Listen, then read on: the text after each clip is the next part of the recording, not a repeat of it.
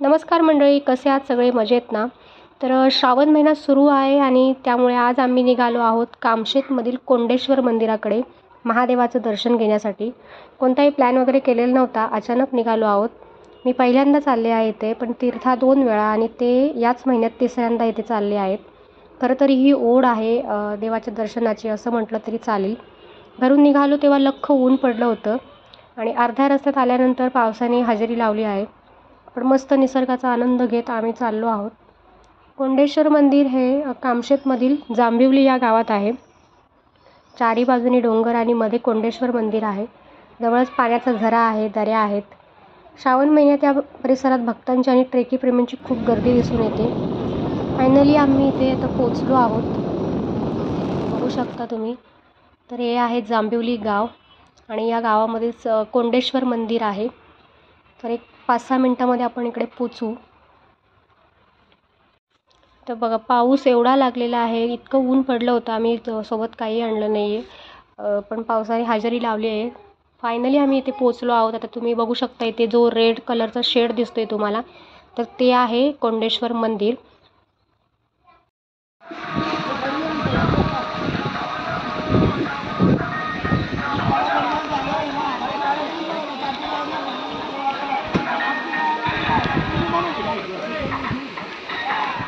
तर गाणं ऐकून तीर्थाचा डान्स सुरू झालेला आहे इथे. चला आता दर्शनासाठी आपण निघूयात. देवासाठी आपण हार घेतलेला आहे, नारळ आणि अगरबत्तीसुद्धा घेतलेली आहे. चला तर मग आपण आता दर्शन घेऊया अगोदर.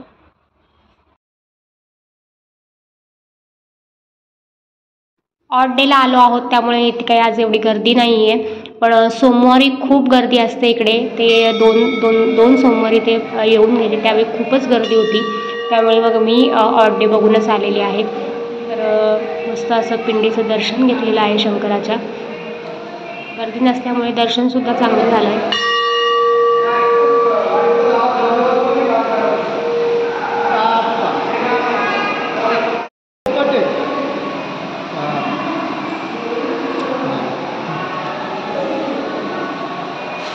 मंदिर भरपूर मोठं आहे.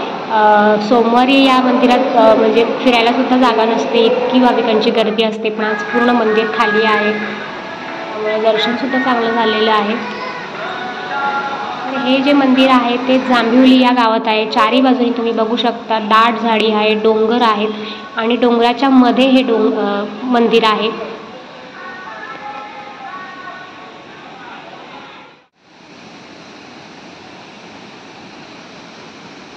इथे आल्यानंतर खरंच खूप प्रसन्न झालेलं आहे मन आणि बरेच दिवसांनी मी बाहेर आलेली आहे, त्यामुळे मला खरंच खूप आनंद झाला आहे. जे वातावरण आहे, जे दृश्य आहे ते बघून तर खरंच खूप छान वाटतंय. तीर्था तर खूपच खुश असते.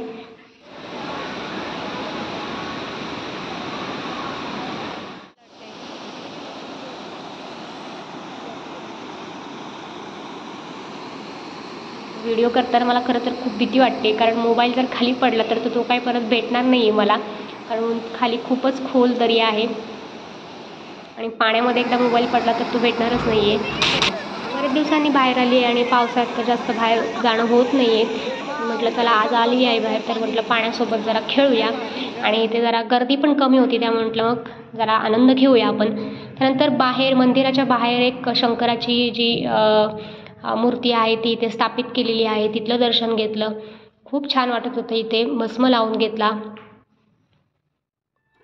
पाण्याची खरं तर मला खूप भीती वाटते, पण तरी पण म्हटलं चला आता आलोयच तर जरा पाण्याचा आनंद घेऊया. त्यामुळे मग तीर्था आणि मी थोडंसं जरा जवळ जाण्याचा प्रयत्न केला पाण्याच्या.